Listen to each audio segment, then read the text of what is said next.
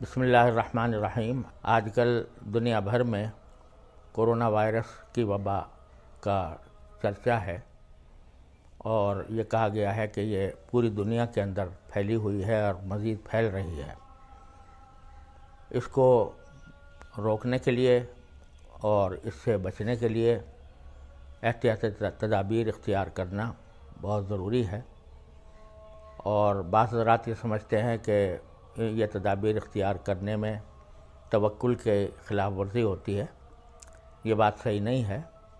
خود رسول کریم صلی اللہ علیہ وسلم نے حکم دیا ہے کہ ایسے موقع پر احتیاطی تدابیر اختیار کی جائیں۔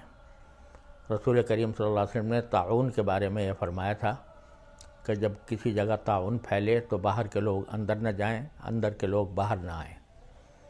اس قسم کی تدبیریں اختیار کرنا شریعت کا بھی عین تقاضا ہے۔ اس لیے اس موضوع پر جو ہماری حکومت کی طرف سے، محکمہ صحت کی طرف سے جو ہدایات دی جا رہی ہیں، ان ہدایات کی پابندی نہ صرف یہ کہ مناسب ہے بلکہ شرعی اعتبار سے بھی ضروری ہے، کیونکہ اگر حاکم وقت کسی مصلحت کی خاطر کسی بات کا حکم دے تو سب پر اس کی تعمیل اور اس کی پابندی لازمی ہو جاتی ہے۔ خاص طور سے جہاں پر بڑے اجتماعات ہوں ان کے اندر اس وائرس کے پھیلنے کا خطرہ زیادہ رہتا ہے، تو جو بڑے اجتماعات ہیں وہ یا تو منعقد نہ کیے جائیں، ان کو مؤخر کیا جائے۔ جیسے شادی بیاہ کے اجتماعات ہیں، تو ویسے بھی شادی بیاہ کے اندر سنت یہی ہے کہ اختصار اور سادگی کے ساتھ وہ تقریب منعقد کی جائے اور کوئی بڑا اجتماع نہ کیا جائے۔ یہاں پر بھی ان حالات کے اندر شادی بیاہ کے اجتماعات بھی آدمی کو انتہائی یا تو مؤخر کیے جائیں یا بہت اختصار کے ساتھ ان کو کیا جائے۔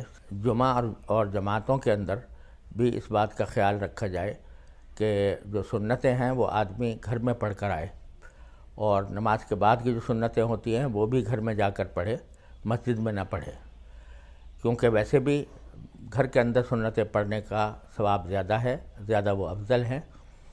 اور دوسرے یہ کہ وضو بھی گھر سے کر کے آئیں، اور ائمہ حضرات بھی نماز جمعہ میں بھی اور دوسری نمازوں میں بھی اختصار سے کام لیں، چونکہ ضرورت کے وقت میں مختصر قرأت ہی بہتر ہے۔ اسی طرح جو ہدایات محکمہ صحت کی طرف سے دی گئی ہیں کہ اگر وبا زیادہ پھیل جائے تو مصافحہ کرنے سے بھی پرہیز کریں، تو اگر یہ ہدایت آتی ہے تو اس پر بھی عمل کرنا چاہیے۔ جتنے ایسے کام ہیں جو فرض اور واجب نہیں ہیں ان کو اس وبا کے سلسلے میں چھوڑنے میں کوئی مذاق نہیں ہے، اور اس کا بہت اہتمام کرنا چاہیے، کیونکہ یہ اپنے لیے بھی بہتر ہے اور اپنے ہم وطنوں کے لیے بھی ان کو وبا سے بچانے کا ایک طریقہ ہے جو رسول کریم صلی اللہ علیہ وسلم کی ہدایات کے عین مطابق ہے۔ اس پر عمل کرنا چاہیے۔